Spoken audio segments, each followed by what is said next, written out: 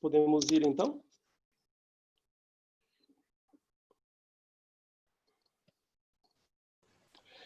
Boa tarde a todas e todos. Não dá para visualizar todos que estão na sala, mas obrigado por terem vindo, aceito o nosso convite. A nossa ideia hoje é dar continuidade aos diálogos da Clínica de Direitos Humanos. É uma estratégia que nós, professores da clínica, criamos, né, na parceria com as nossas alunas e os nossos alunos, para a gente poder discutir, nesse momento de pandemia, temas que afetam diretamente os direitos humanos. O primeiro encontro foi a semana passada, na qual abordou a situação da violência contra a mulher, e nesse encontro de hoje, o nosso tema é raça, gênero e pobreza, né, nessa perspectiva. A clínica e a extensão são iniciativas coordenadas pela professora Luciana Garcia, pela professora Priscila Sodré e por mim. A gente tem conseguido construir algumas ideias e alguns projetos a fim de expandir uma aproximação com a comunidade sobre esse tema, além de também trazer um processo de formação dentro da clínica para os alunos na prática do direito, no sentido de atuar em campos diversos dos direitos humanos. Também quero agradecer ao pessoal do IDP, que a gente não vê aqui, a Gabi e a Emily, pelo apoio que nos oferece. Faço uma apresentação breve das nossas convidadas e então abro a palavra para que elas possam se apresentar. A professora Vanessa Maria de Castro, ela é professora doutora em Desenvolvimento Sustentável pela UNB. Ela pesquisa na área de Sociedade e Tecnologia, avaliação de políticas públicas, políticas educacionais, programas de transferência de renda e indicadores de desenvolvimento sustentável e socioeconômicos. Ela também coordenou o nosso programa de pós-graduação em Direitos Humanos do CEAM, da UNB. A Maíra de Deus Brito é jornalista, com passagens pelo Correio Brasiliense e Metrópolis. Ela é mestre e doutoranda no programa de Direitos Humanos da UNB, do CEAM, idealizadora da revista Seca, é autora do livro Não, Ele Não Está. E também a nossa aluna, a Gabriele Alves, ela é formada em Ciência Política pela UNB e agora se encontra no processo de graduação em Direito no IDP. Então, eu queria abrir a palavra para Maíra inaugurar esse momento de fala nos seus 10 minutos sobre o tema. Pronto. Olá, boa tarde a todas e a todos. Quero agradecer o convite ao professor Wellington, as professoras Luciana e Priscila, que também estão aqui, também são companheiras de caminhada. Estou muito feliz de estar aqui hoje ao lado da professora Vanessa Maria de Castro, que é a minha orientadora, foi no mestrado, está saindo agora no doutorado. Gabriele, que é uma nova grande amiga, e eu fico muito feliz de estar junto com perto de tanta gente querida, mesmo longe fisicamente, mais perto aqui, graças à tecnologia que está ao nosso favor. Eu vou falar brevemente, porque eu acho importante a gente deixar um espaço para as perguntas, né? Um espaço legal, sobre o impacto da Covid-19 na população negra, sobretudo nas mulheres negras, né? Eu acho que a primeira coisa que a gente precisa pensar é sobre a importância da gente ter esses dados como números oficiais, né? Porque o que a gente tem observado nos últimos meses, desde que a Covid-19 chegou ao Brasil, que não existe uma sistemática de dados que tem esse recorte de raça, que tem esse recorte de gênero contínuo e que é muito importante para a gente pensar como que essa doença está afetando pessoas negras e pessoas de diferentes classes sociais, né? E eu acho que isso, as novelas que a gente tem observado a partir da mídia em relação à Covid-19 e a essas mudanças, inconstância em relação ao Ministério da Saúde meio que já justificam e explicam o quanto que isso não está sendo levado a sério no Brasil. Assim, essa doença está matando muita gente, muito mais gente do que realmente poderia estar matando. A gente podia estar com números muito menos assustadores, digamos assim, se a gente tivesse realmente uma política pública de saúde interessada em cuidar da vida das pessoas no Brasil. Eu trouxe alguns números para vocês, porque eu acho importante a gente trabalhar com números, né? Quando a gente trabalha com números, eu acho que fica mais fácil da gente compreender algumas coisas. De acordo com algumas informações levantadas por PUC Rio, Jornal Globo, porque é isso, né? Algumas instituições específicas tiveram que fazer pesquisas já que os dados que o Ministério da Saúde emite são totalmente ineficientes nesse sentido de gênero e raça. A letalidade da Covid-19, ela atingiu 16,3% da população preta, 13,45% da população parda e 12,2% da população branca. E, né, de letalidade. Agora, atingir, né, pessoas que foram contaminadas, 55% das pessoas contaminadas são pretas e pardas. Então, a gente percebe, obviamente, que existe aí um número expressivo de pessoas pretas e pardas que aí juntando forma essa população negra de acordo com a classificação do IBGE. E aí é muito importante também a gente pensar como que, enquanto maior a escolaridade, menor a letalidade. Então, isso também mostra a diferença de classe e mostra como que no Brasil a pobreza tem cor mais uma vez. A gente sempre fala isso, né? Como que a pobreza tem cor. Mas as pessoas ainda insistem em outros tipos de discurso, mas eu acho que esses dados, mais uma vez, comprovam isso. E aí, como que a gente percebe no dia a dia esse impacto da Covid-19 na população negra? Por que a população negra está mais exposta? Primeiro, ela seguiu trabalhando, então está aí exposta a transporte público lotado de gente, então o uso das máscaras se torna mais simbólico nesse processo todo, porque um ônibus lotado não faz o menor sentido, se uma pessoa estiver contaminada lá dentro, pode contaminar todo o restante das pessoas. Normalmente, como são pessoas mais pobres, elas estão em lugares cujas casas têm mais gente, então são casas com muitas pessoas, onde várias pessoas dividem os mesmos cômodos, então existe uma certa dificuldade de um espaço arejado em que a gente possa evitar a proliferação da Covid-19. E existe também uma questão que eu acho que também ficou muito escancarada na mídia nas últimas semanas, nos últimos meses, é a dificuldade de acesso à água e saneamento básico dos brasileiros. É assustador como que ainda hoje exista tanta gente que não tem acesso à água. As pessoas elas simplesmente não conseguem lavar as mãos. Agora imagine lavar as roupas, imagine lavar as máscaras, imagine limpar a casa. E existe outro ponto também muito importante, as doenças pré-existentes. A gente percebeu também, ao longo dessas semanas, que algumas doenças pré-existentes, elas acabam agravando o caso da Covid. Por exemplo, a hipertensão, que é uma doença já comprovadamente marcada pela raça, ou seja, a maior parte das pessoas com hipertensão são pessoas negras, existem algumas explicações para isso, explicações biológicas, ou seja, a diabetes, a hipertensão, anemia falciforme, isso tudo são doenças que podem agravar a Covid-19. Então, eu acho muito importante a gente olhar para esses números, olhar para o que a mídia está dizendo. Eu sou uma crítica ferrenha à mídia, afinal, eu sou jornalista e eu sei que ela presta muito de serviço, mas eu acho que nesse momento de Covid-19 ela tem sido uma grande aliada, já que o governo não está interessado em divulgar os dados corretos e fazer uma sistematização que seja importante para a gente pensar em políticas públicas eficientes. Então, o que a gente tem percebido? Que ao longo do tempo, a quantidade de pessoas brancas que morrem de Covid-19 está diminuindo, enquanto as de pessoas negras está aumentando. Então, isso já é gravíssimo. Outra coisa muito importante, em São Paulo, assim como em outros lugares, mas em São Paulo houve uma pesquisa, a maior parte das pessoas contaminadas de Covid estão na periferia, né? Apesar de alguns lugares terem conseguido estabilizar, como é o caso de Paraisópolis, várias periferias de São Paulo estão aí liderando esses números assustadores de Covid. E no Amazonas, que também nas últimas semanas assustou muito a gente com a quantidade de gente que foi infectada e gente que morreu, o colapso do SUS, do colapso, a maior parte das pessoas que sobreviveram eram brancas. Então, isso, acho que esses números que o Estado não deu, mas que a mídia, pesquisadores de universidades foram atrás, está comprovando para a gente a importância da gente pensar a raça nessa pandemia que a gente está vivendo.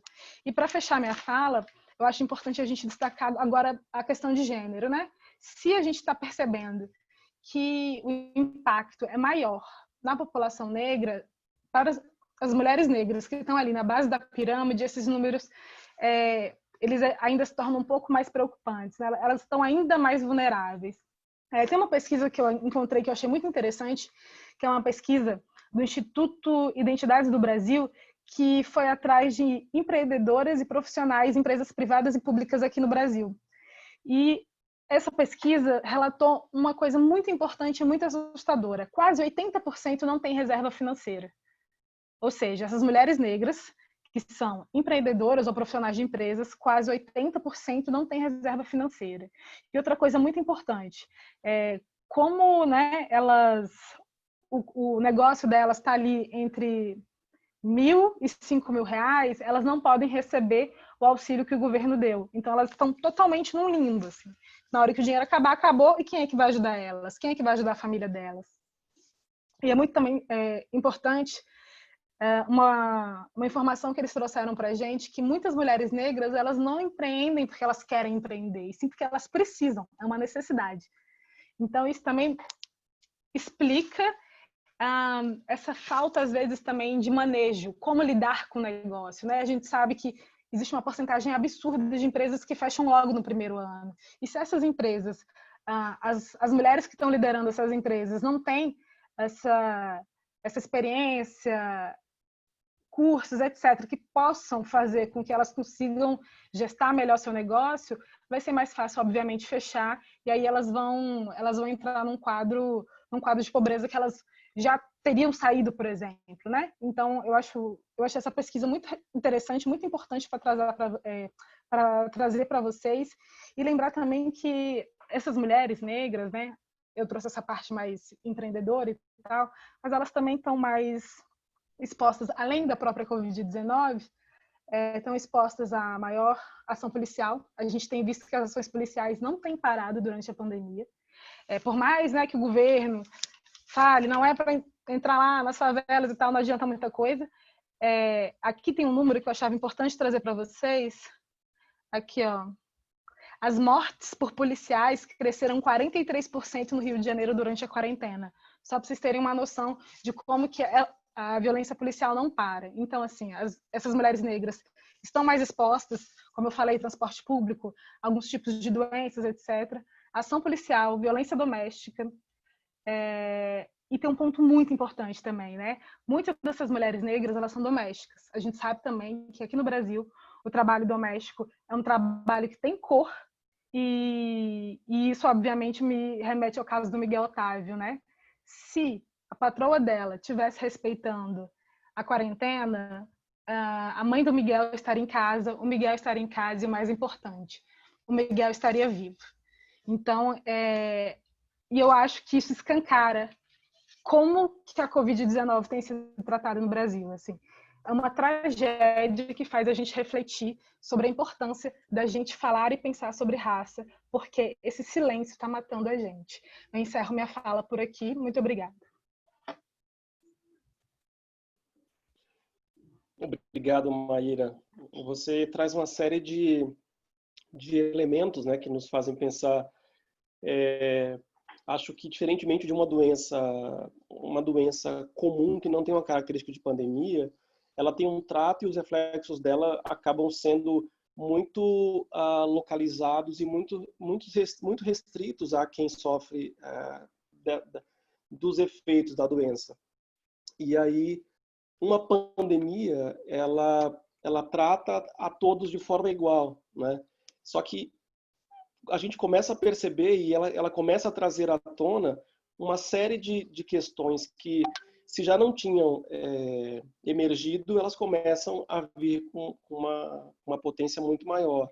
Então, é o dado que você traz das operações policiais e das mortes praticadas por agentes de segurança pública nas comunidades, e essa pegada do empreendedorismo, né? Hoje, no linguajar comum, né? no linguajar da sociedade, até um rapaz que entrega comida numa bicicleta virou empreendedor. Ele não é um assalariado, ele é um empreendedor. É como se estivesse dourando a pílula de uma situação totalmente precária de trabalho e sem garantia nenhuma de direitos e sem perspectiva alguma de crescimento, nem de uma sobrevivência com dignidade, né?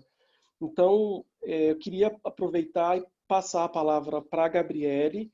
Ela é aluna da nossa graduação e depois a professora Vanessa faz a sua fala. Gabriele. Boa tarde, pessoal. Vocês estão me ouvindo bem? Primeiramente, eu gostaria de dizer que é uma honra poder participar dessa mesa com mulheres tão incríveis. E eu preparei uma fala um pouco breve, porque eu também estou querendo guardar mais para as perguntas. Eu sei que as minhas experiências são poucas e que eu ainda estou aprendendo bastante. E eu vejo que eu estou iniciando uma jornada acadêmica onde os caminhos são abertos por mulheres como vocês, que enfrentam a hegemonia do pensamento na academia, né?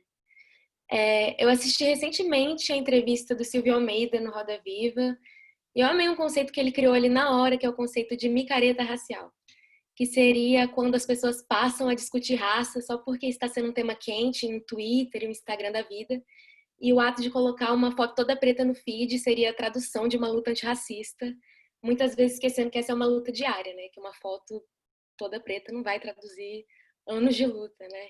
Enfim. Bom, sabemos que a nossa democracia ela surgiu com silenciamentos, opressões e mortes. E a agenda da elite, que retardou o fim da escravidão sob essa máscara de lei e ordem, implementou políticas biológicas de extermínio no país. E nesse caso, eu não me refiro somente aos corpos negros, me refiro aos corpos indígenas também. Eu acho que é impressionante que às vezes a gente tenha que explicar termos básicos ainda nessa discussão, explicar o que seria o racismo estrutural, a falácia da democracia racial, a desigualdade social. Isso toda vez que a juventude negra ganha os noticiários, como a própria Maíra falou. E muitas vezes a gente sabe que essa política de imagem não é nada positiva, né? E por que nós temos que ficar nos repetindo nos discursos básicos, né? Eu acho que o projeto racista também se reflete no nosso sistema educacional, onde há carências de corpos negros, tanto nas nossas ementas, no nosso corpo docente e discente, né? Eu acho que uma educação que não questiona o racismo e suas sutilezas se torna uma educação reprodutora desse racismo, né? E eu acredito que esse pensamento crítico deva ser ainda mais exercitado nesses tempos de pandemia. E eu li recentemente que essa pandemia seria uma pandemia de gênero, classe e raça, completamente em sintonia com o que a gente está discutindo hoje, né?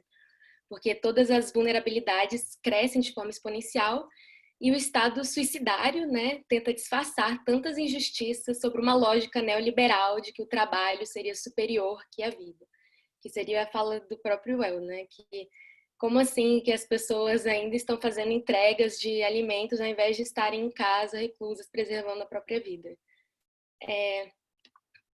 Outros questionamentos que eu refleti seria quem está em segurança em tempos como esse, né? Quem não está sentindo fome, quem tem acesso à água e saneamento básico para se higienizar e quem tem acesso ao Wi-Fi para o ensino à distância.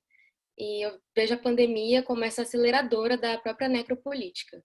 E essa discussão educacional é uma que tem sido bem recorrente no meu pensamento, porque eu estou tendo o privilégio de poder continuar meus estudos em EAD, assim como a minha irmã, que está no ensino médio. Então eu penso assim, quantas crianças, jovens e adolescentes não vão ter os estudos retardados, podendo atrasar toda uma geração, né, nos estudos. Então eu acho que isso vai se refletir também, principalmente na população negra, que é onde esses acessos estão mais restritos. Das leituras recentes que eu fiz, 2 livros me chamaram muita atenção e eu gosto muito de ler, então não pude deixar de citá-los.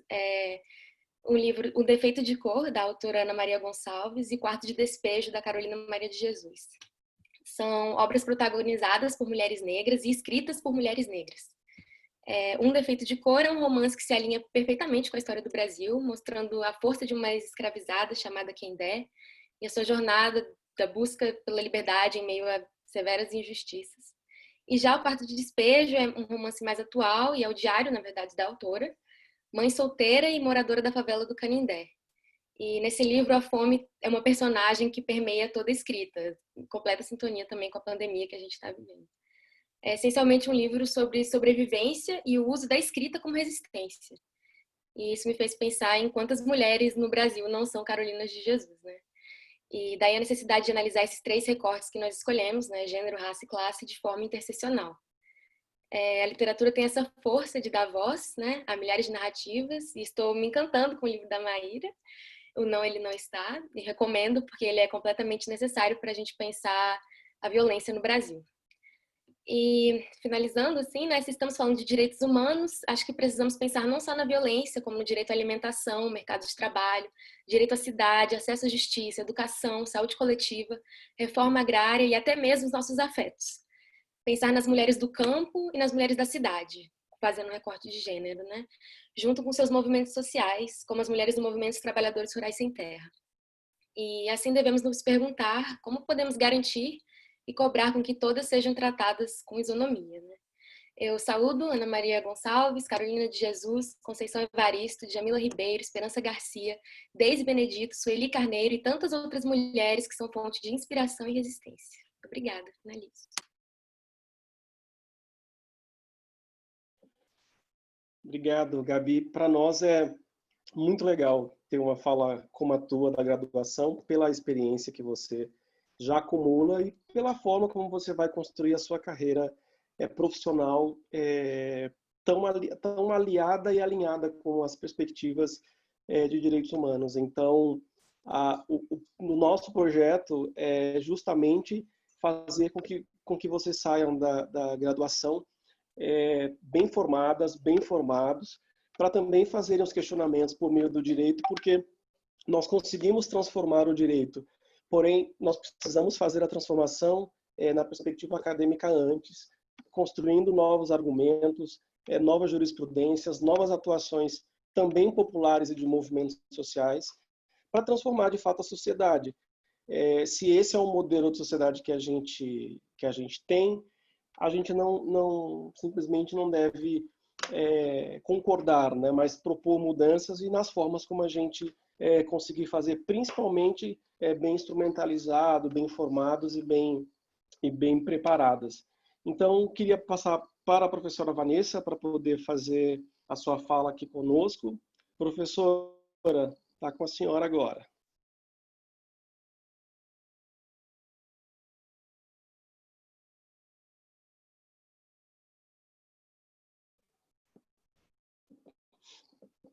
Oi, professora, está me ouvindo?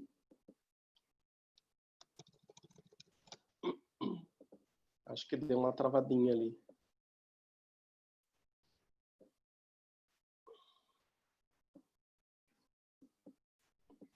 Caiu bem na hora.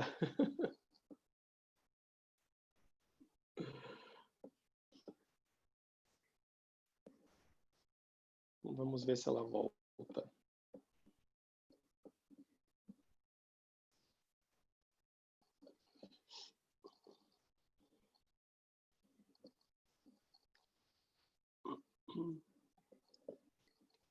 Oi, professora.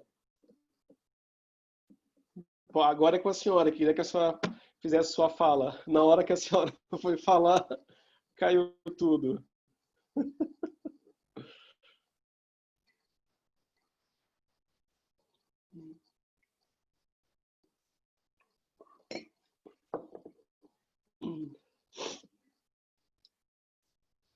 Destrava o fone. Vamos ver se...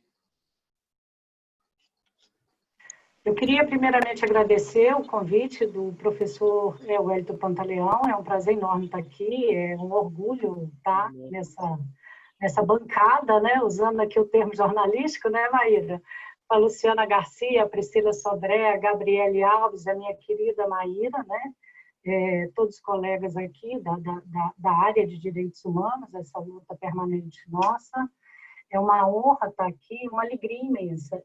Quando eu participo de um evento como esse, a minha tendência é aprender e fico muito feliz que já aprendi muito, né, com a fala da Maíra, como sempre. Maíra nos ensinando, muito, muito inquietante, da Gabriele também. E o que me chama a atenção, mediante a fala de vocês, que seria redundante, eu escrevi um artigo, escrevi um texto sobre isso para hoje. A Maíra já falou bastante coisa que eu ia dizer, e a Gabriele. Então, eu vou trazer alguns elementos que eu acho que pode contribuir com o que ainda não foi suscitado.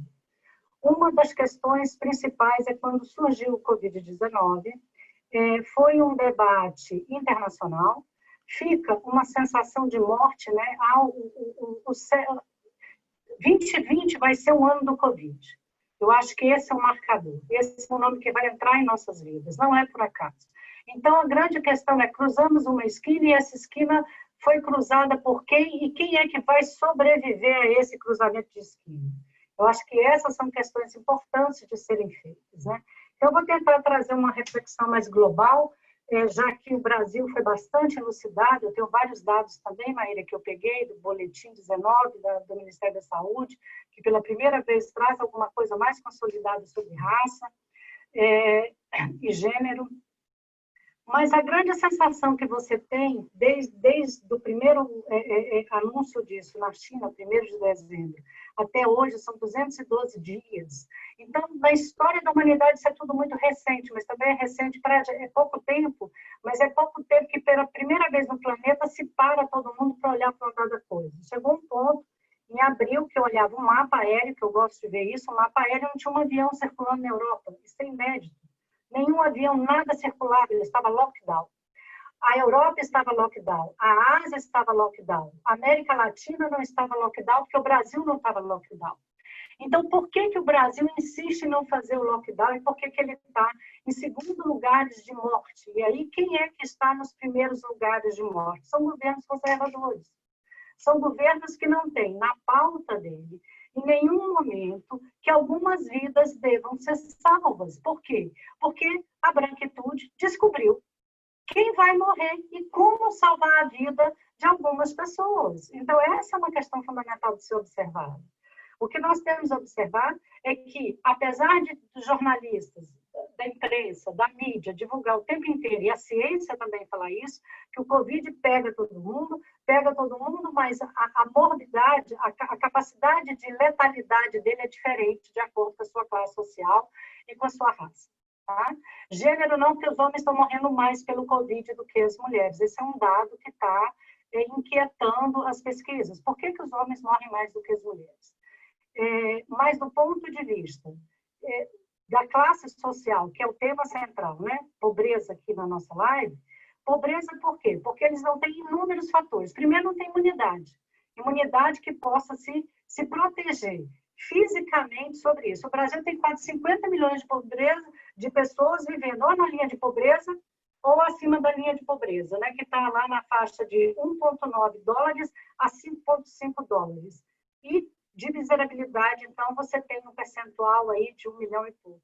Então, nesse sentido, o Brasil já tem um passivo muito grande de uma população que aí, boa parte dessa população, população negra, que se encontra na linha de pobreza, ou absoluta ou relativa. Então, ele já tem uma péssima alimentação, mora inadequadamente, tem uma questão de saneamento básico, então, qualquer tipo de doença dessa natureza, essas pessoas estariam mais suscetíveis.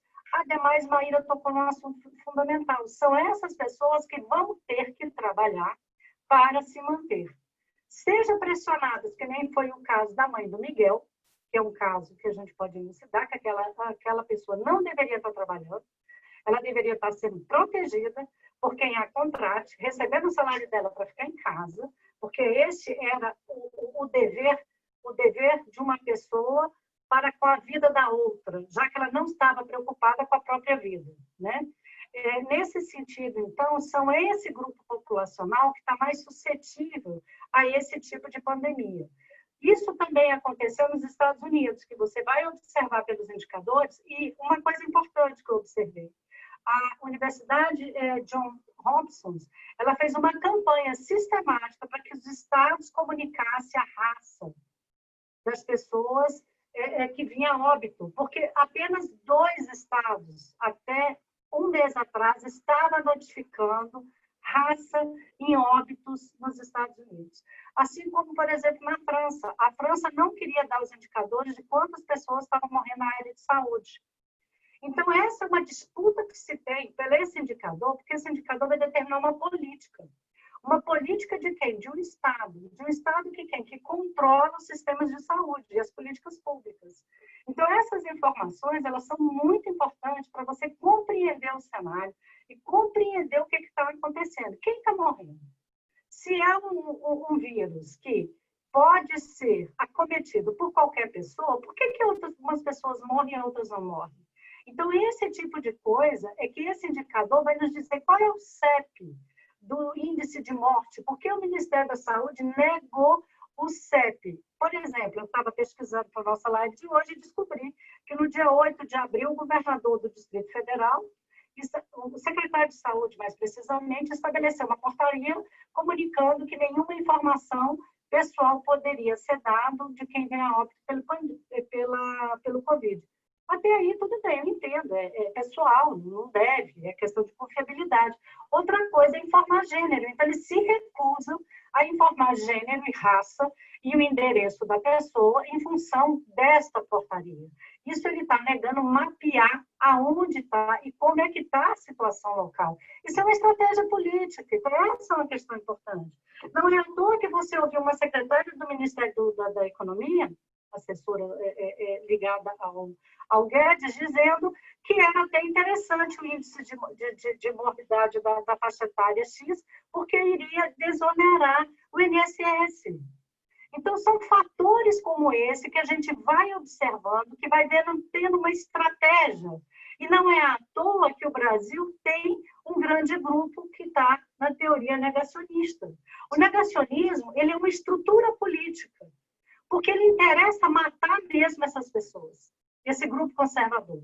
Não interessa essas vidas. Então, que essas vidas possam ser mortas. Essas vidas não importam ao governo, que nega a existência delas. Então, essa é uma questão importante de ser observada como estrutura política de poder. Por isso que a gente fala do racismo estrutural, porque a pandemia vem externalizar em vários países esse racismo estrutural, esse descompromisso socioeconômico com as pessoas. Aí eu vou falar um pouquinho sobre o Estado privado, que eu estou falando somente da questão pública.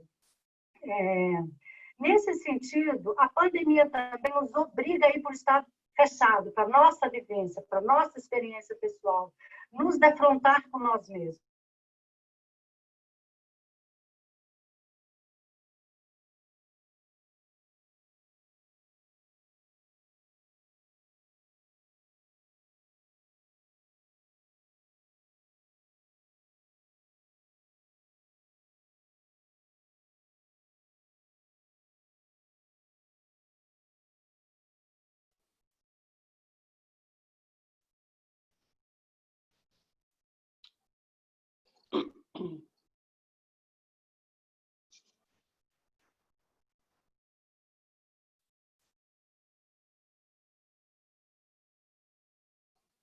Professora, a senhora ouve?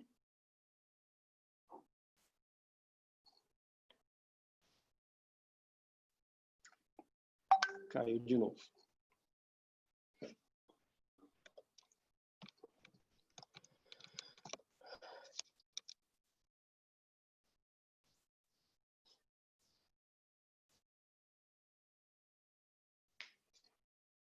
Dá uma certa inquietação essas falas, não?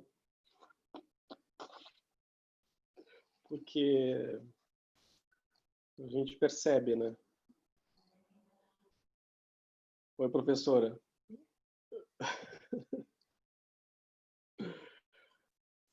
A senhora, a sua conexão caiu, a senhora concluiu a fala? Voltou? Voltou. Somente para finalizar, que eu queria dizer o seguinte, eu queria também trazer algo que é curioso. Por exemplo, no espaço privado, eu sei que a live anterior que vocês fizeram foi sobre violência doméstica, eu tive a oportunidade de escrever um artigo recentemente com 2 colegas do Direitos Humanos lá da PUC, a gente observou um aumento da violência doméstica, com isso também é uma preocupação com relação aos abusos, né, que tem, estupros, violência, enfim, múltiplas violências. Mas, por outro lado, eu queria finalizar falando sobre algo que me encanta, que eu acho que nem tudo está perdido e que, por exemplo, a produção do conhecimento da forma que vocês estão gerando agora, através de lives, Talvez eu não tivesse a oportunidade de conhecê-los, de estar aqui com vocês no dia de hoje, porque a vida é muito corrida, corre para lá, corre para cá.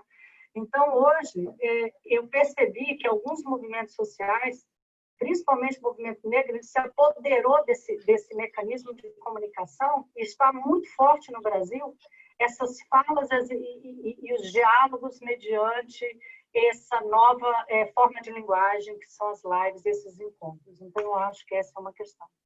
Outra questão é a gente poder falar sobre isso com essa situação e demonstrando isso, que tem vidas que importam, tem vidas que não importam. O movimento negro já falou isso a vida inteira, os indígenas estão gritando sobre isso a vida inteira, as mulheres estão dizendo que estão morrendo, né? As crianças estão falando que estão apanhando. Então, quer dizer, você tem aí uma ação do patriarcado fortíssima, né? que eu chamo dessa supremacia branca brasileira, que é um artigo que eu escrevi sobre isso.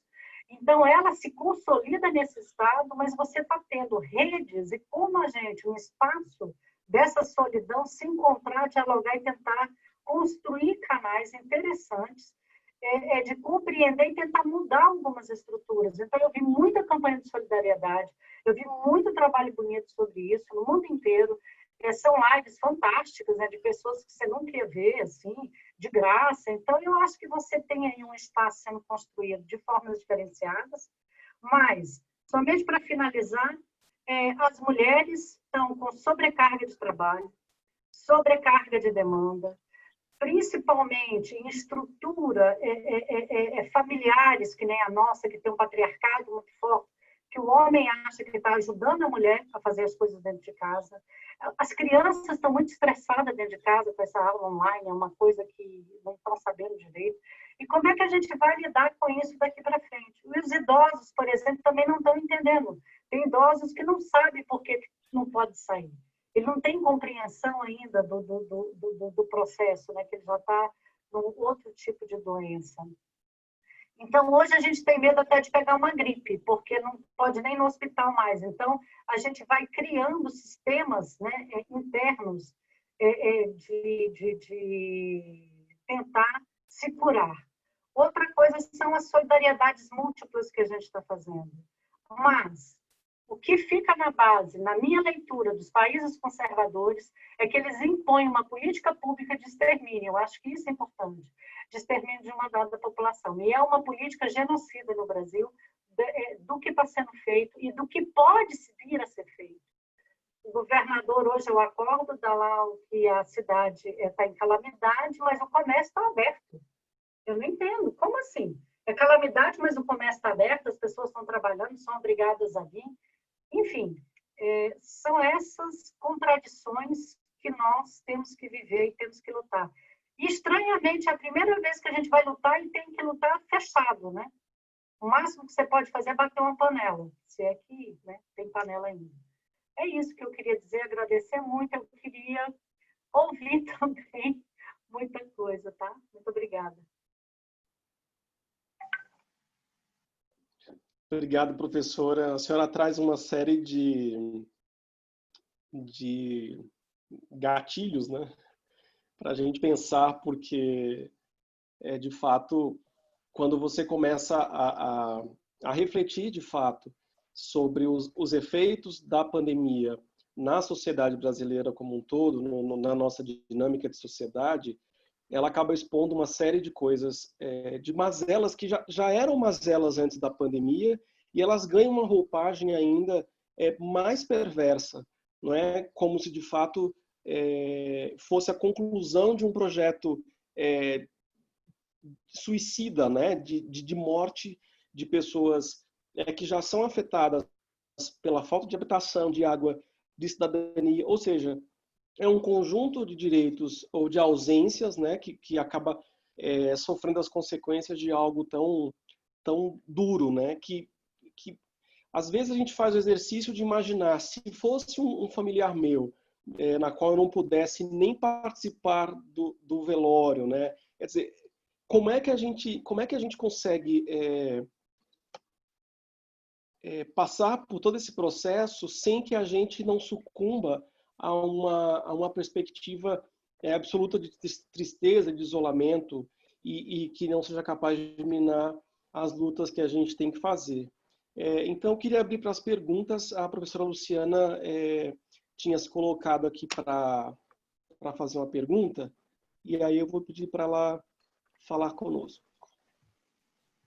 Olá, professoras. Um prazer enorme também, Gabriele, estar aqui presente com vocês, professora Vanessa. Uma honra enorme para nós aqui da Clínica de Direitos Humanos receber a senhora. Igualmente, a doutoranda Maíra Brito, que tem feito um trabalho muito importante nas suas pesquisas no campo de direitos humanos e violência de Estado, e também a nossa estudante, a brilhante Gabriele, que também tem contribuído muito com os debates que a gente tem feito no âmbito do projeto de extensão da clínica. E aí eu queria fazer uma pergunta assim, de futuro. A gente, pelas exposições da professora Maíra, da Vanessa e da Gabriele, nós fizemos um bom diagnóstico, quer dizer, um bom diagnóstico terrível, mas um diagnóstico muito completo do que nós estamos vivendo. E aí eu fico refletindo, nós enquanto estudiosas de direitos humanos, numa perspectiva teórica, qual o aporte que o campo teórico dos direitos humanos, da forma como ele foi construído ao longo dos anos no mundo ocidental, porque é a nossa baliza, e numa perspectiva muito voltada para o campo internacional, os estudos prioritários, estudos hegemônicos no campo dos direitos humanos são estudos voltados para o campo do internacional, na perspectiva de direito internacional dos direitos humanos, mas com uma forte agora construção decolonial também, nessa mais recente. Mas o nosso campo teórico, o nosso campo de estudo, o nosso campo que a gente se dedica, para isso. O que nós podemos fazer daqui para frente? Quais são as perspectivas de estudo em direitos humanos que a pandemia da Covid-19 está trazendo para nós? Não é pouca a contribuição que a teoria dos direitos humanos trouxe para o fortalecimento de lutas essenciais de uma população oprimida, sobretudo a capacidade que grupos oprimidos tiveram, grupos oprimidos tiveram de transformar esse campo teórico dos direitos humanos em prol da sua própria luta, e assim, aí eu vou ser bastante qualitativa, melhorar os estudos teóricos de direitos humanos, que a gente se afasta desse campo internacional, hegemônico, etc. Mas nessa perspectiva agora de pandemia de Covid, o que nós, teóricas dos direitos humanos, podemos refletir daqui para frente? Esses instrumentos que a gente tem, normativos, esse campo teórico que nós temos hoje, ele está se mostrando que não está dando mais conta desse cenário. Já não estava dando conta antes, Agora, mais ainda. Que eu sei que não há pergunta para dar uma tese de doutorado esse negócio, mas quais as perguntas que nós podemos fazer daqui para frente? Mais do que ter resposta, que perguntas nós, estudiosos do campo dos direitos humanos, podemos fazer daqui para frente para enfrentar esse cenário de pós-pandemia, se isso existe? Porque eu acho que também não vai existir um pós-pandemia. Eu acho que isso vai ser uma marca de gerações inteiras agora no século XXI. Então, eu acho que essa é uma reflexão que eu queria ouvir vocês, mulheres que eu respeito muito e pessoas que estudam o campo, nas perspectivas, nas distintas perspectivas da trajetória de vocês. Eu acho que é isso, professor. Obrigada.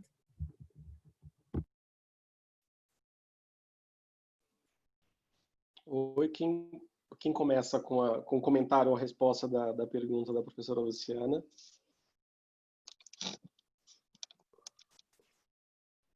Você que manda aqui. Não, vai você. Já que tá aí, vai você, né? Inaugura aí. Tá certo. Vamos inaugurar. Então, eu acho que a pergunta que a gente tem que fazer é: a gente quer realmente continuar pensando em direitos humanos da forma que a gente tem pensado? Porque nota-se que não tem dado certo, Não está funcionando, não tem sido o ideal. E aí eu fico pensando muito nesses direitos humanos, assim, essa onda, que a professora Luciana trouxe, sobretudo essa onda decolonial, que hoje em dia tudo é decolonial. Você chega assim, esse autor aqui decolonial é incrível. E eu faço uma provocação, assim, eu acho muito importante a gente ler os autores que não se colocam também nessa categoria de decolonial, se colocam, por exemplo, como autores e como autoras negros da diáspora, por exemplo, porque não conseguem se localizar nesse lugar de decolonidade como outras pessoas conseguem. Eu acho que esse momento de pandemia está servindo de reflexão para várias situações, seja espiritual, pessoal, de saúde, etc. E dentro do campo dos direitos humanos, está ensinando para a gente que a gente precisa parar para ouvir as pessoas que não estão sendo ouvidas, seja a população negra, mas seja também outras populações, como a indígena, por exemplo. O que tem acontecido com os indígenas nesse Brasil e a Covid-19 é um pesadelo sem fim, não há sossego. Agora a gente está vendo aí o processo que tem acontecido com os índios Yanomami, se eu não me engano, né? Que as mães não têm esse direito de ter a criança e como que isso é fortíssimo.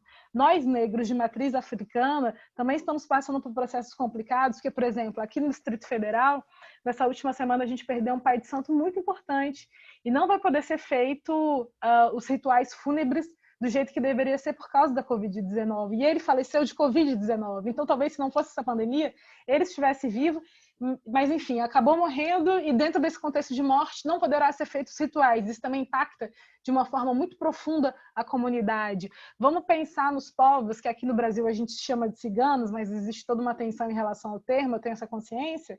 Como é que também essas pessoas estão sendo impactadas pela Covid e como que isso tem alterado a estrutura delas, o dia a dia, as tradições, a perspectiva de futuro. Então, eu acho que é urgente que a gente repense esses autores e autoras que a gente tem trabalhado e trazer mais vozes plurais, porque senão essa teoria de direitos humanos que a gente está construindo vai ficar reproduzindo os mesmos erros de sempre, e eu acho que já deu, já passou da hora da gente mudar esse cenário.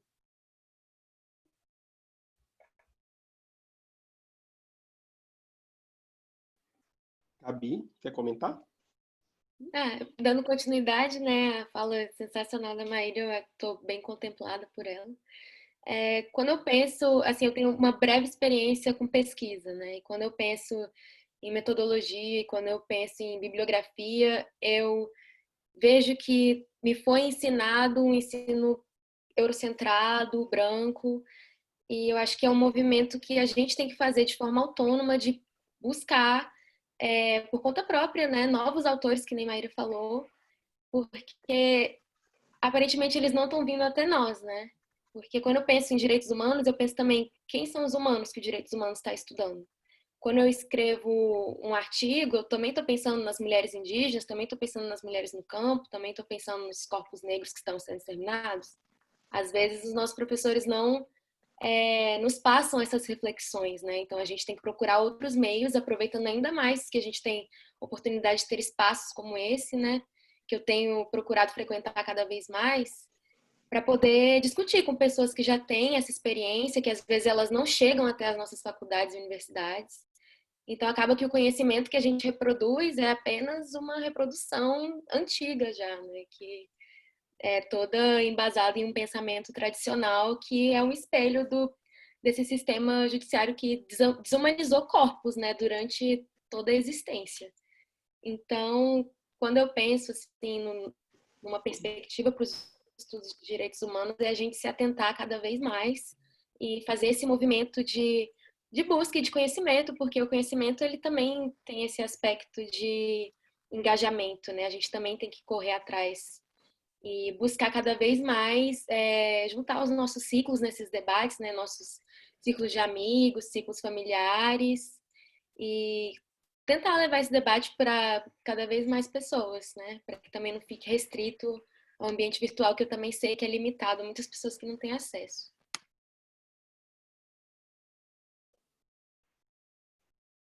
Ok, professora Vanessa? Tá. Professora Luciana, queria agradecer essa pergunta, porque eu acho que essa é a pergunta mais importante para nós, os direitos humanos, nos deparar com ela, né? Então, eu vou comentar duas questões. Primeiro, a universidade, que é onde a gente formula essas teorias, pensamentos, ela foi formulada e pensada por pessoas brancas, no caso do Brasil, né? Então, eles iam expressar isso de acordo com um pensamento branco e de homens brancos, naturalmente, dentro do direito, né? dentro do direito, às vezes até fazendo um esforço de fazer um pensamento crítico. Mas, como a Maíra ressaltou e a Gabriele, eu acho que a partir do momento que você traz para dentro da universidade uma diversidade de pessoas pensando coisas diferentes, e aí é muito importante, eu vou citar um caso dos indígenas, por exemplo. Os indígenas, quando foram para dentro da universidade, eles não se viram, tiveram muito problema com os antropólogos, eles não se viram nas teorias formuladas pela antropologia. Mas meu povo não é assim. Em primeiro lugar, eles não se chamam de índio, eles chamam de povo. E a gente até hoje persiste em chamá-los de uma outra forma. Então, nós mesmos dentro da universidade, a gente tem essa dificuldade de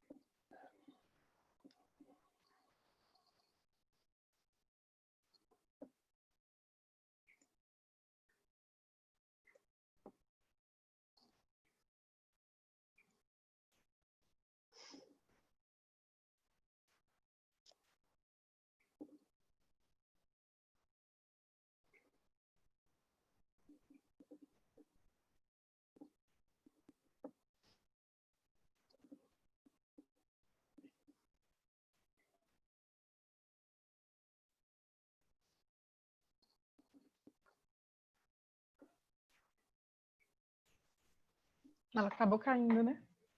É.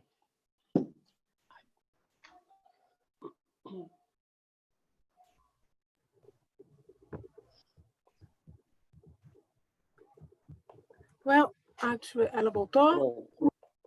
Tá voltando. Continua, professora. Ah, desculpa. Então, somente para ser rápida, então, quando você abre acesso na pós-graduação, que é onde você vai formular mais o pensamento, e aí, alunos que nem a Maíra me ensinaram muito, eu sou muito grata a todo o aprendizado, né? Napoleão foi da turma também, e vários outros alunos, a minha primeira orientanda que trabalhou raça foi a Débora Brasil, trabalhou racismo e transgeracional, trabalho lindo que ela fez. Então, você vai aprendendo com esses alunos, porque eu, como mulher branca, eu não posso dizer que eu sei o que é o racismo. Porque não adianta você dizer. E o que acontecia é que o branco tentava dizer o que era o racismo, sem nunca ter experienciado por isso. Ele era o promotor disso. Ele é o gerador dessa violência. Então, eu... Travou. Poxa vida.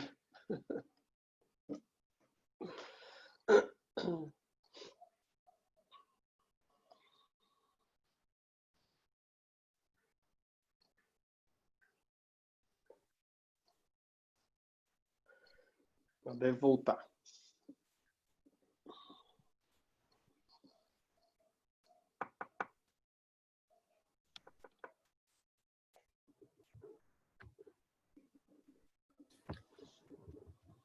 Well, Oi.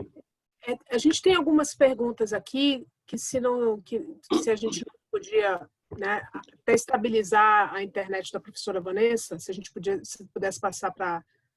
Uhum. Vamos ver se ela volta agora. Agora Eu não tô... Oi, professora. Posso terminar?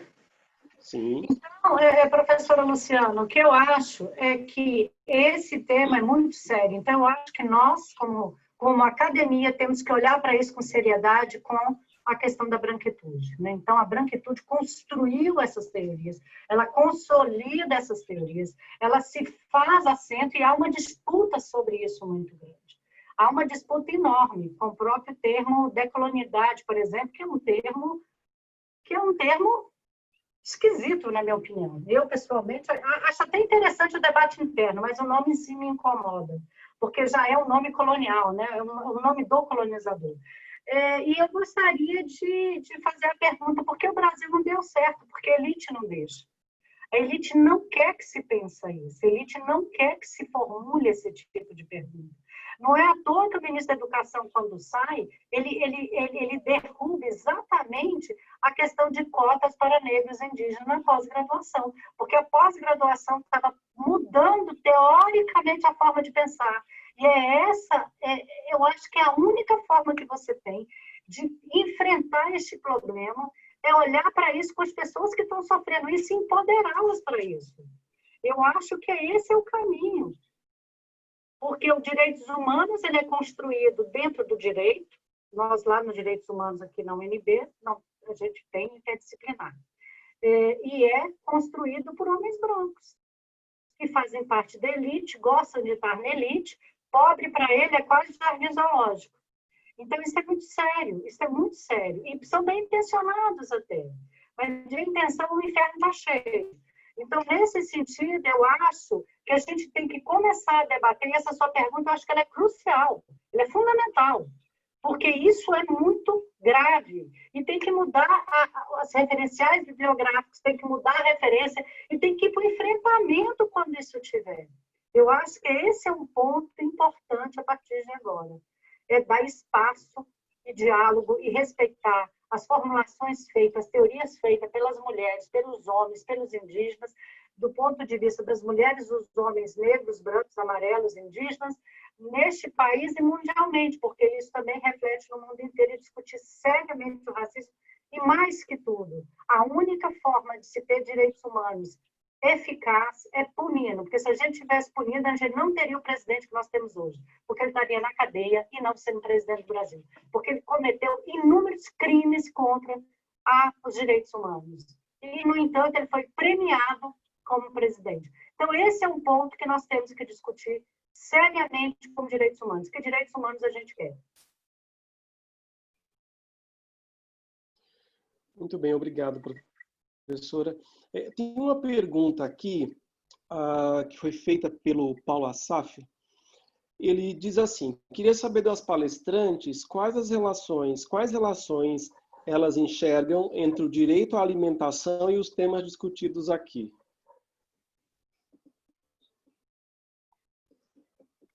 Posso dar um palpite antes que eu caia? Eu trabalhei com programas de transferência de renda. E, na verdade, esse era um debate muito, muito sério, porque alguns países e algumas pessoas, até da esquerda, queria dar o food stamp, queria dar a cesta básica, né? E eu sempre fui uma defensora de dar um benefício em pecúnio. O que é isso? Dinheiro, né? Dinheiro para a família. A família tem que ter autonomia de comprar o que ela precisa, e principalmente dar esse recurso para a mulher. Então, com relação à alimentação, a alimentação ela é básica, ela é vida, é que nem a água. Se você não tiver água, você morre. Se você não tiver alimento, você morre. Mas quem é que vai dar e como é que vai ser distribuído isso, como é que é constituído isso. Tem inúmeros trabalhos sobre isso no mundo inteiro. Tá? Então, ele é muito sério. Eu acho que a alimentação é fundamental, uma alimentação com qualidade, senão você fica desnutrido, ou senão você cria comorbidade que não comporta. Mas a alimentação é um direito humano, mas não é somente alimentação. Me lembro muito bem da Fome Zero, do Betinho, que depois o Graziano veio defender, e eu falava para eles o seguinte, falava assim, tá, tudo bem, a Dona Maria vai lavar a panela com o quê? Porque o sabão é fundamental, gente. O sabão é fundamental para a questão de higiene, da alimentação da família. E essa é uma questão de cidadania, que é um tema fundamental da gente discutir.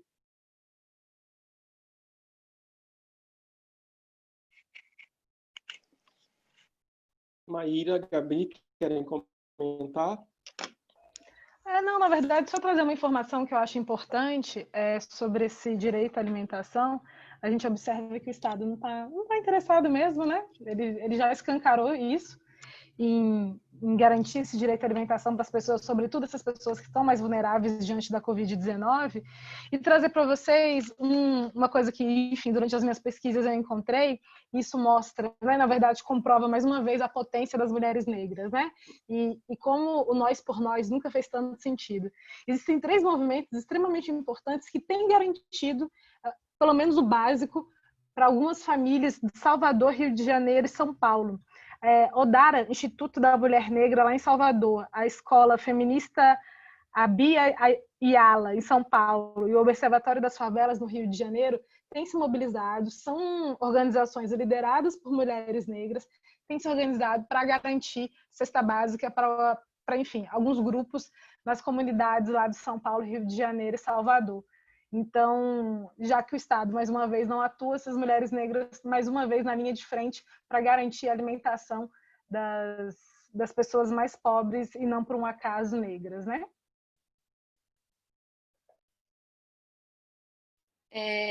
Só acrescentando um pouco também, essa pergunta me fez refletir muito sobre agora a pandemia, com a questão do próprio auxílio emergencial, que foi o que a professora Vanessa comentou, que a questão do auxílio em dinheiro é importante para garantir a autonomia das mulheres e elas vão poder proporcionar alimentos não só para elas, quanto para os filhos, né? Porque normalmente são elas as... E a questão da distribuição de refeição para o sem-teto, porque eu lembro que teve essa discussão no começo da pandemia, onde o governo distribuiu alimentos estragados para o sem-teto. E isso me fez pensar muito, assim, nisso que a Maíra falou, que, tipo, o Estado simplesmente não liga. Porque como é que você distribui alimentos estragados para uma população que já é tão vulnerável, né? E, enfim, essa discussão remete também à merenda escolar, com essas crianças fora das escolas, né? Como é que elas estão podendo fazer as refeições que elas eram garantidas na escola, ou às vezes nem eram. Acho que é uma discussão muito rica e a gente está correndo o perigo de voltar para o mapa da fome, né? Tem uma socióloga da UNB, esqueci o nome dela agora, mas ela disse que a preocupação maior dela é essa, porque foram anos nossos, né, de tipo batalha para sair do mapa da fome e agora a gente está cada vez mais perto dele.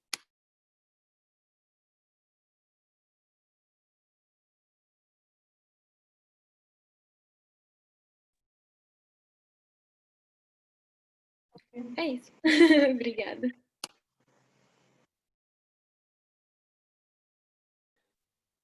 Tem mais uma pergunta aqui. Deixa eu ver se é uma pergunta, né? Vi uma pesquisa recente que mostra que há mais mulheres empreendendo, e a maioria empreende por necessidade, por falta de acesso ao mercado de trabalho. Nesse sentido, um recorte para as mulheres negras fica evidente a maior falta de acesso às mulheres negras no mercado de trabalho. Na verdade, é um comentário que foi feito pela Priscila com relação ao contexto que foi colocado. Eu não consigo visualizar mais perguntas. Lu?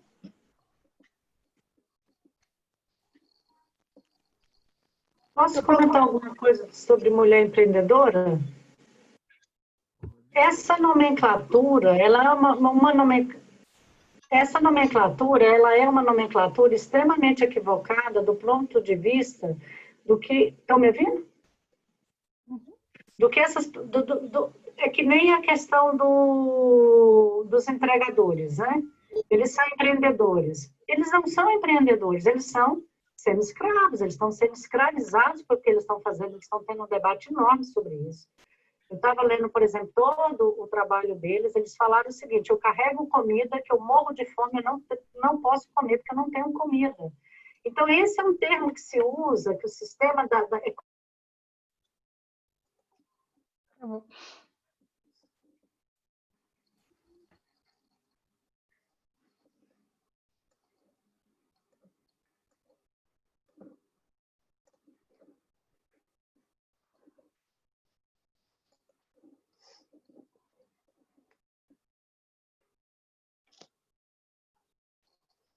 Travou-se.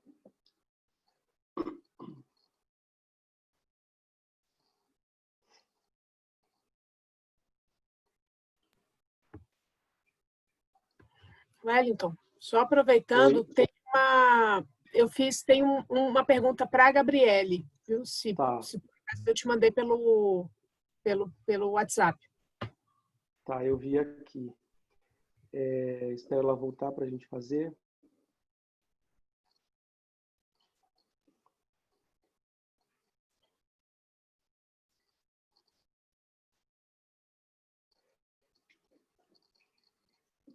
Oi, professora, pode continuar.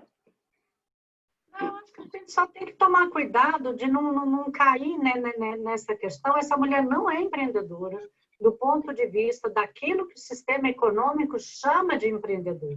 Adota-se esse nome para trabalhos que são extremamente informais, extremamente complicado do ponto de vista da rentabilidade e da manutenção dessa pessoa. Então, esses são termos que a gente no Brasil está adotando e que eu gostaria de repensar sobre isso, porque isso mascara uma realidade que ela não é real. Ser empreendedor é uma outra coisa, de acordo com a economia aí que trabalha com essas categorias empresariais, né?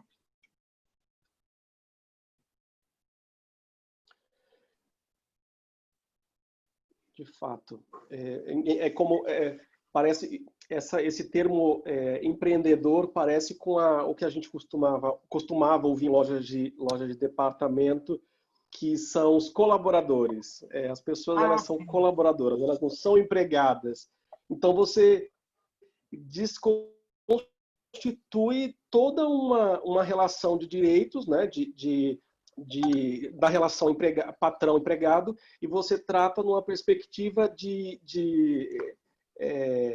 solidariedade, né? Você é um colaborador, né? Mas na verdade você é um assalariado que depende daquele trabalho para sobreviver e que o seu trabalho é explorado e você recebe um salário no final do mês. Então, no momento em que a empresa não quiser mais a sua colaboração, você vai ser demitido. Tem uma pergunta aqui para a Gabriele. A pergunta, Gabriele, é a seguinte: como tem sido o debate entre os colegas da graduação? Quais seriam suas recomendações de matérias e estudo para aprimorar a discussão sobre os sistemas raça, gênero e pobreza? Então, eu acredito que existe uma ausência muito significativa, e ainda mais numa faculdade que é a faculdade de Direito, né?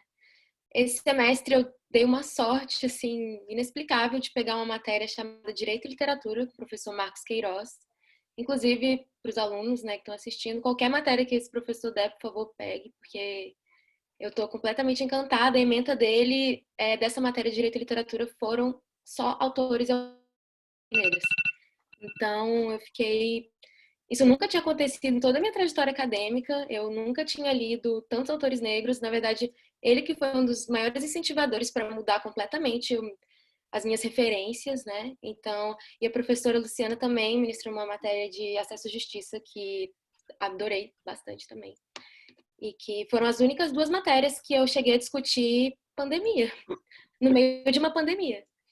Então, eu acredito que, como a gente está numa faculdade de Direito e passando por um momento como esse, eu sinto uma ausência muito grande em matérias como direito penal. A gente está discutindo o encarceramento em massa da população negra, essa discussão é inexistente. Então, e as outras disciplinas que são muito teóricas, mas que você consegue encaixar ali em direito civil, algumas discussões sobre direito à personalidade, pessoas negras. Então, sobre estudos, eu vou dar uma dica engraçada, talvez, mas o que tem me ajudado muito e que tem me acrescentado bastante é seguir mais influenciadores e influenciadoras negras, tanto no Twitter quanto no Instagram, porque além da gente impulsionar o conteúdo deles, a gente também aprende muito, e isso também é uma forma de advocacy, né? Então, eu estou tentando ter maior engajamento com esses influenciadores que acabam às vezes me ensinando mais do que numa sala de aula. E eu acho que é isso, a gente tem que construir o nosso conhecimento de todas as formas possíveis, né? E tentar promover também as discussões com os professores, né? Questioná-los, principalmente questioná-los se a gente perceber que houve alguma fala racista, questionar toda vez que algum professor falar não existem direitos humanos, existem direitos dos manos, ou que existem só os humanos, não existem negros e brancos. Eu acredito que toda vez que a gente escutar uma fala dessa que parece absurdo, mas é comum na faculdade de Direito, a gente tem que se colocar como questionador disso, porque isso também faz parte do movimento antirracista, né? Então, não é só ter um engajamento virtual, tem que se pronunciar também, porque eu acho que é esse o nosso papel, né? Ainda mais como futuros juristas.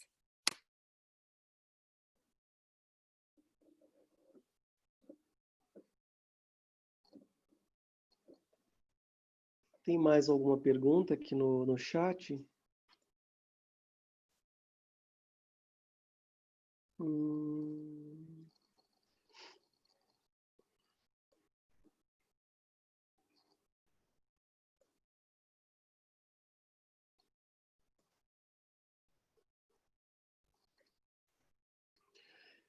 Tem um comentário aqui, penso que me chamou a atenção, né? Penso que o trabalho de conscientização em relação à construção do respeito de forma mútua deve ser feito de maneira geral, não apenas em relação a negros, mulheres ou pobres, pois percebemos grande adesão ao consumismo, sem qualquer reflexão. Prova disso é que gente que usa o benefício liberado para compra de celulares, para bebedeira como forma de ostentação.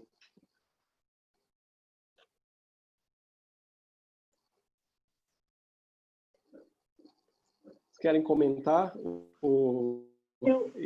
essa manifestação aqui? Não, isso me lembrou uma coisa, na época do Bolsa Família, que era Bolsa Escola, em que eles argumentavam que deveria ser dado em alimentos, né? E não em pecúnio, dinheiro, porque as pessoas iam beber cachaça. Isso foi um eterno debate, né? Você lembra, né, Luciano? Foi um caos. E a gente falava, é o direito dele também tomar uma cachaçinha, por que não? Então, essa é uma questão que a gente se depara, principalmente quem tem recursos, que não aceita que uma outra população tenha. E aí é um recorte sério, seríssimo do racismo brasileiro. O racismo brasileiro ele se apresenta de várias formas, e uma delas é excluir a população de ter direito. A ter direito. Esse é o ponto-chave. E aí transformar esse benefício quase numa benesse que o Estado está fazendo, que é o que vão fazer agora com esses R$600, né? Teve sim, teve elite que recebeu, estava acompanhando, estava vendo, recebeu, disse que não dava para comprar, arrumar o cabelo dela. E ela ainda declara isso, ela deve ser criminalmente, sabe? Porque esse benefício ela não é dela, não pertence a ela. Ela não precisa desse benefício. Mas o benefício, a pessoa, de repente, o celular é importante para ele. Por que ele não pode comprar um celular? Essa é uma questão importante. De repente, o trabalho dele é mediante o celular. É um tema que a gente vai ter que discutir a partir de agora. Você vê, toda hora fica entrando e caindo, né? O computador está antigo, sei lá o que é a minha rede. Eu vou ter que ver, porque essa agora vai ser uma forma de trabalho.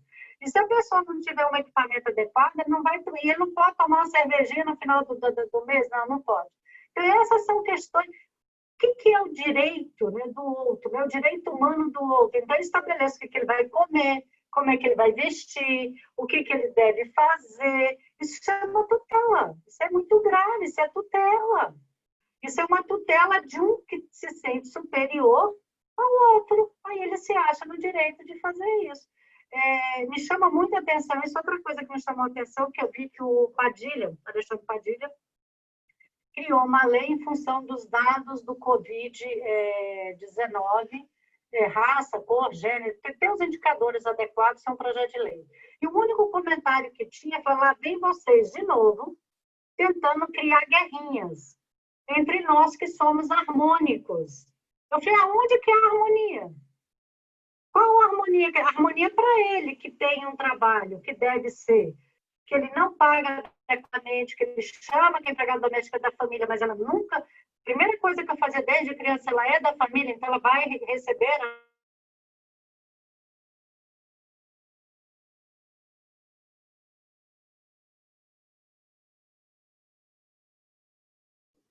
Será que se ela fechar a câmera não melhora a conexão?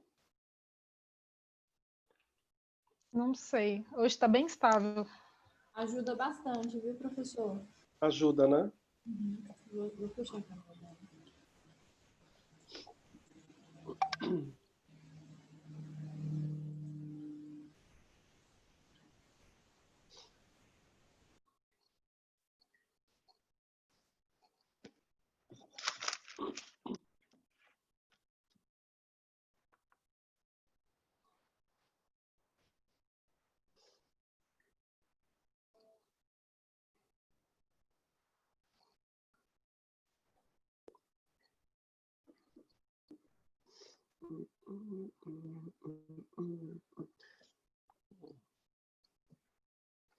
No começo das aulas eu estava desse jeito, né? Caía a cada 3 minutos. As internets são... E qual foi a solução? Eu não sei, cara. Aliás, eu liguei lá na empresa e não foi legal. Professora, a senhora pode continuar para concluir? A senhora continua fazendo o comentário que você estava fazendo? A senhora fecha a câmera para ver eu acho que se a meu conexão computador é está melhor. com time. Está com time. Eu já calculei aqui. Dá um time, ele cai. Dá um time, ele cai. Não, eu acho que a gente tem que entender o que é política pública. E uma palavra que me incomoda muito é a ideia de privilégio. Política pública não é privilégio, mas ela se torna privilégio a partir do momento que alguns têm o direito e o outro não tem. Por isso que ela é privilégio. Mas a gente está criando no Brasil isso porque ela sempre foi para um grupo que achava que aquela política pública era para ele. Então, o Brasil sempre viveu essa questão do racismo estrutural, ela permeia todas as políticas públicas, e não foi diferente com os programas de transferência de renda. Não foi nem um pouco diferente, não vai ser agora com nenhuma política de assistência social, de qualquer uma que vá fazer mobilidade social ascendente da população negra ou indígena. Não aceita fazer mobilidade social ascendente. Esse é o ponto. Essa é a questão do Brasil. Na minha avaliação, né? Eu vou desligar a câmera para ver. Vamos testar, tá? Tá. Eu queria fazer uma pergunta, e aí para as três, se possível, puderem responder. A professora Vanessa, ela falou da estratégia negacionista, né? Que o dono do Madeiro disse que algumas pessoas podiam morrer. A gente ouve a fala constante de que não tem racismo no Brasil. A gente ouve também a fala de que o nosso país não é machista. E a professora, ela disse que tem uma estratégia por trás dessa fala negacionista, né, desses temas, a própria Covid.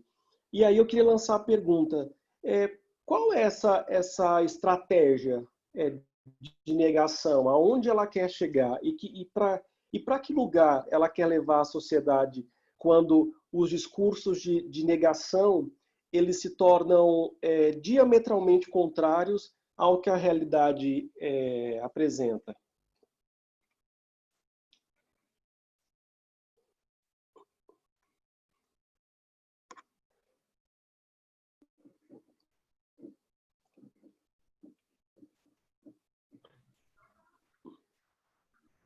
Pode ir, Maíra.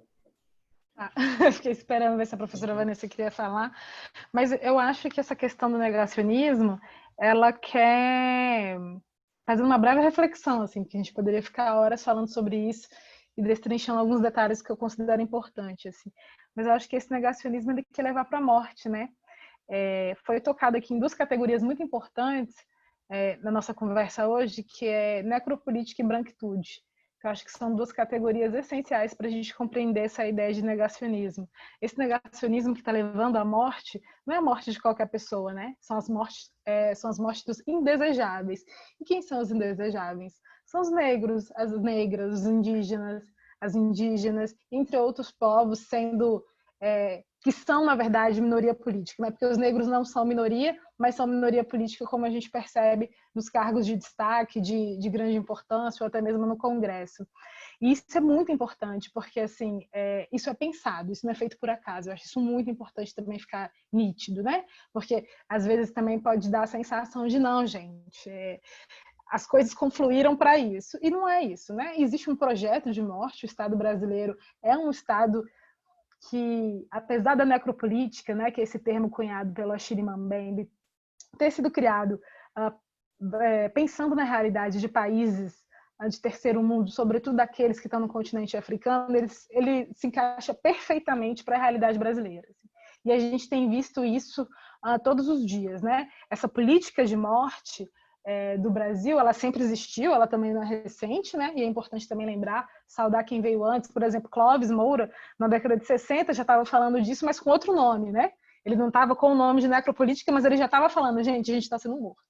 Né? A gente preto está sendo morto, então a gente tem que começar a olhar para isso. E ele ainda afirmava que a população negra estava diminuindo, não era por causa dos casamentos interraciais, e sim por causa das mortes violentas. Então, na verdade, a necropolítica no Brasil ela sempre existiu. Né? Desde 1500 ela está funcionando e está funcionando direitinho. A necropolítica sempre existiu, ela é aperfeiçoada de tempos em tempos, então a gente precisa colocar luz sobre essa questão do negacionismo, porque enquanto a gente não seguir criticando, questionando e jogando, né, para debate, a gente não vai conseguir resolver o problema. Existe também uma lenda de que se a gente não fala, o problema desaparece, vídeo racismo, né? Até virou piada, virou meme na internet. Mas não, gente, não vai desaparecer o racismo, não vai desaparecer o machismo, não vai desaparecer o preconceito de classe, o negacionismo, né? Essa ideia ela é tão complexa que ela se retroalimenta. Então a gente precisa falar, colocar o dedo na ferida para ver se a gente consegue mudar a ordem das coisas.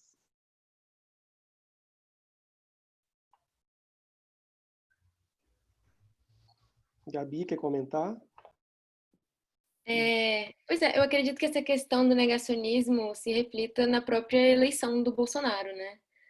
Porque que sociedade é essa que a gente fundou, né? Que democracia é essa, em primeiro lugar, né? Democracia que veio de uma base completamente racista, uma perseguição à população negra por meio do direito penal também.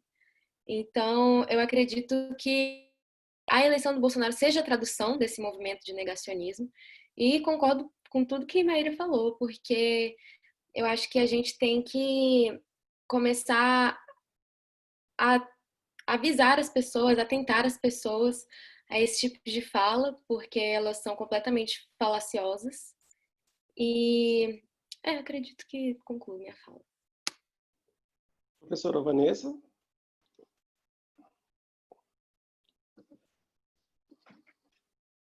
Caiu. Voltou. Professora? Como é bom ver a Maíra, né, a Gabriele, né? A gente aprende tanto, é isso mesmo. Eu só queria complementar a fala da Maíra dizendo o seguinte, o negacionismo é tudo isso que a Maíra falou, mas ele tem um elemento, na minha opinião, a priori. Quem propôs o negacionismo no caso do Covid compreendeu que eles não iam morrer. Esse é um ponto-chave, tá? Eles podiam negar isso porque eles sabiam que ia ter sistema de saúde adequado, ia ter respirador, eles iam ter medicamento, apesar do Covid atingir a todos, mas a letalidade se dá de forma diferente. Então, a partir desse momento, um grupo de pessoas, né? E aí, na conjuntura, você tem negacionismo, vou citar alguns exemplos. Você tem negacionismo no Brasil, Bolsonaro, você tem o Trump, iniciou no negacionismo, viu que não ia dar certo, né? A situação ficou gravíssima. Outro que iniciou no negacionismo é o ministro John na Inglaterra. Então, essa é uma questão chave, mas não resta dúvida que eles entenderam que quem vai morrer é a população negra, são os indígenas, e na questão indígena está muito identificado, está muito explicitado, que é quase um processo de contaminação, expulsão, assassinato de todas as formas, incêndio, a pressão que estão fazendo com os indígenas na Amazônia é absurda, é absurda, é absurda. É exterminar, é um genocídio com os povos indígenas. Então, essa é uma questão que o negacionismo coloca, do grupo conservador, muito explícito. É que nem o direito do poluidor-pagador no começo do século passado, o direito de poluir. Se eu pago, eu posso poluir. Então, essa é uma questão muito evidenciada no Covid. Então, o Covid é assim, se eu tenho recurso, eu vou sobreviver. E quem não tem, vai morrer. Mas vai morrer porque já não serve mesmo ao conjunto daquilo que eu quero como sociedade. Então, essa é uma questão chave. Que aí o MBM traz muito certo a questão da necropolítica. Tá? A Maíra falou e a Gabriele também comentou. Gente, não temos mais perguntas. Eu creio que a gente pode ir já encaminhando para o final. Eu quero agradecer imensamente a disponibilidade da professora Vanessa, da professora Maíra, da Gabriele, da turma, da professora Luciana, da Priscila, da equipe do IDP. A gente sempre aprende um pouco mais, mas eu penso que falas como essas de vocês, elas se reverberam por vários dias depois na nossa cabeça, porque ela vai ajudando alguns neurônios que ficam aqui passeando a se encontrar e ajudar a consolidar um pensamento ou trazer perspectivas de questionamento sobre esse modelo de sociedade que a gente tem, que não serve, né? É um modelo que fracassa e acho que a gente precisa renovar também as nossas energias. Quando eu trabalhava no governo, eu dizia para a sociedade civil: vocês querem continuar lutando com armas que vocês lutavam quando o inimigo era outro inimigo. E agora mudou, então não dá mais para ser desse jeito, tem que ser de outro jeito. E penso que para quem estuda, pensa, trabalha com direitos humanos, é sempre tempo de se renovar e de buscar novas perspectivas. Porque, de fato, se os desafios eram uns ontem, hoje e amanhã serão diferentes e vão exigir novas energias, novas capacidades e novos instrumentos. Agradeço muito, passo para uma fala final de vocês três, para a gente poder encerrar. Quem inaugura esse momento de fala? Pode ser eu, né? Já que eu fui no final. Queria muito agradecer, dizer que é uma alegria imensa estar aqui. Gabriela, sucesso, viu? Sucesso na sua jovem carreira. Conversar com a Maíra é sempre um privilégio, uma honra para mim, né? Eu sempre estou aprendendo e ela tem um jeito, né, fantástico, eu adoro. O nível da Maíra, como ela está cada dia mais consolidada, que fantástico que é. Né? Eu fico muito emocionada. Wellington, obrigada por você ter me convidado. Tá bom.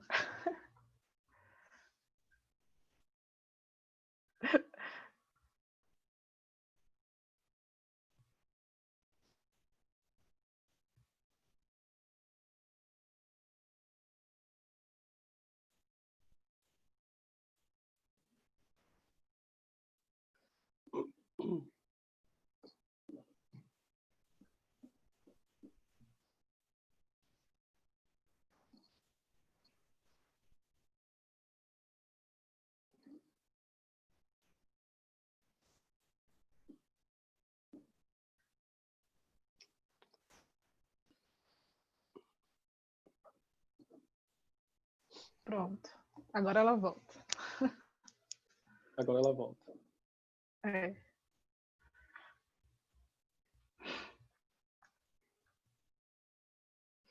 O timer dela tá derrubando a conexão.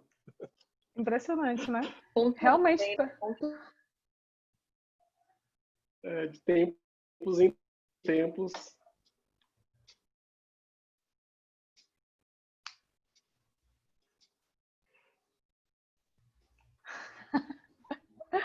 Oi, professora, pode continuar.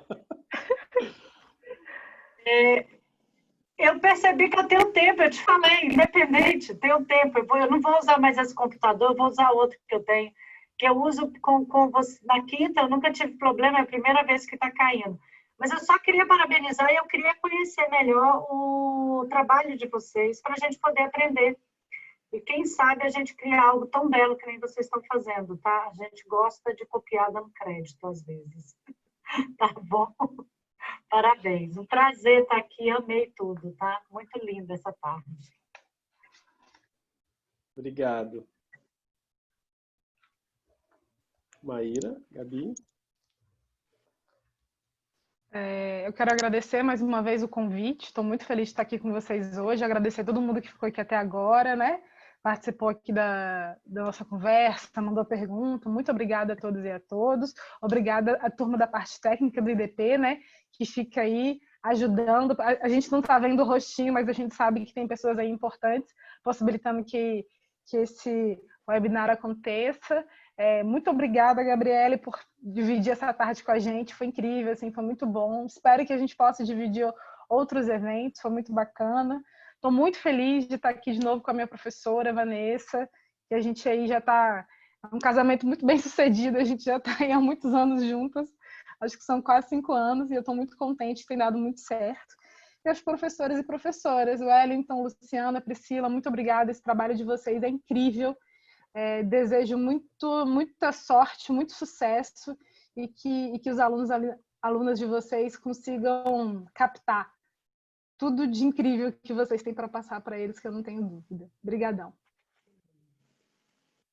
É isso, gente. Queria agradecer também a oportunidade, assim, uma honra dividir a mesa com 2 mulheres tão capacitadas e incríveis. Eu tô aqui babando. E agradecer também por ter tornado o meu aniversário muito rico. Estou muito feliz de poder dividir esse momento aqui com vocês.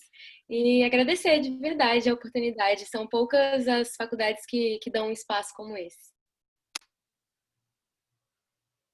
Parabéns, Gabriela.